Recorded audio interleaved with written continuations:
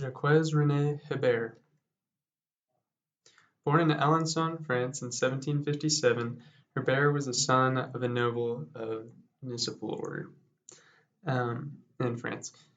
In his early career, he published satires against the clergy and nobility, and that culminated to Le Pere du Cense, which is his revolutionary newspaper.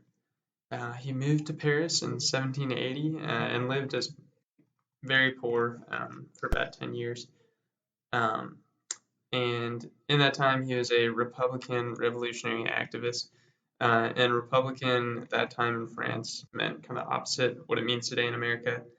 And he supported the sort of far left ideology of the sans culottes movement. This was Herbert stepped in 1793 as the lead advocate. The movement was made up of working class citizens in France and just wanted to uplift the working class and strive for social equality. They wanted to tax the rich and just make everyone like pretty equal economically and socially. And they wore garbs and wielded pikes, as you can see in the left picture. Now, this was the political side of Hebert's rebellion. The religious side would be the Jacobin Club. This was a de-Christianization movement, and they believed that denunciation by sort of like public demonstration, publications, was a sign of virtue.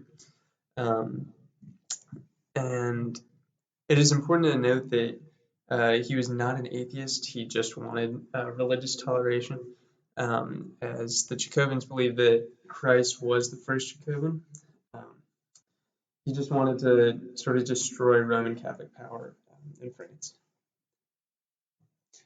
Going back in his career a little bit, Hebert was elected assistant prosecutor of the Paris Commune in 1792, and they were always sort of fighting the Committee of Public Safety. That culminated to an insurrection, March 4th, 1794, led by Hebert. He didn't really get a whole lot of support from the sans-culottes, so wasn't very successful, and he was very soon executed 20 days later. After that, the sans-culottes did a lot more than they did when he was alive. They publicly denounced the French government, which is why this execution is so significant. And it also contributed to the fall of the Jacobin Club in France. Merci.